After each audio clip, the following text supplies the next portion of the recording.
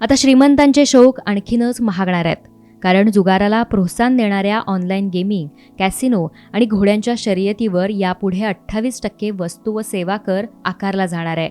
तर कर्करोग आणि दुर्धर आजारावरची औषधं, वैद्यकीय उपचारासाठी संबंधित खाद्यपदार्थांना या कर आकारणीतून सवलत मिळणार आहे.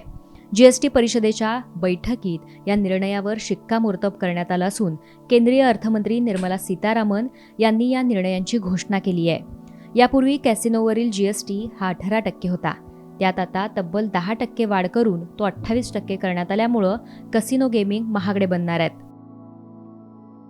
राज्यांशी विचारविनिमय केल्यानंतर 28% जीएसटी आकारण्याचा निर्णय अर्थमंत्र्यांनी झाल्याचं सांगितलंय. कर्करोगावरील उपचारात वापरल्या जाणाऱ्या आणि आयात होणाऱ्या औषधांवर जीएसटी आकारला जाणार नाही. तसंच जीएसटी परिषदेच्या बैठकीत सहभागी झालेले महाराष्ट्राचे मंत्री सुधीर मुनगंटीवार यांनी ऑनलाईन गेमिंगच्या माध्यमातून कर चोरीचा प्रकार सुरू असल्याचा दावा केलाय. Game of skill, game of chance या नावाखाली होणारी करचोरी रोखण्यासाठी आता ऑनलाईन गेमिंगवर 28% कर आकारला जाणार असं मुनगंटीवार यांनी स्पष्ट केलंय. चित्रपटगृहामध्ये मिळणारे खाद्यपदार्थ, शीतपेयांवरील जीएसटीवर कपात करून तो आता 18%वरून 5% केला जाणार आहे. वाहन उद्योगाला दिलासा देताना एसयूव्ही श्रेणीतील सेडान गाड्यांवर 22% अधिभार आकारला जाणार नसल्याचंही अर्थमंत्र्यांनी यावेळी स्पष्ट केलंय. न शिजवलेल्या, न तळलेल्या पदार्थांच्या पाकिटांवर, त्याचप्रमाणे फिश सोल्युबल पेस्टवरील जीएसटी हा 18%वरून 5% करण्याचा निर्णय झालाय.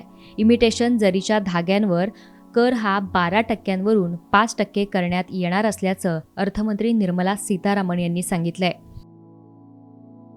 जीएसटीची ही यंत्रणा काळा पैसा प्रतिबंधक कायद्यातील तरतुदींशी जोडण्याच्या केंद्राच्या प्रस्तावावरूनही बैठकीत वादावादी झाल्याचं सांगण्यात येत आहे.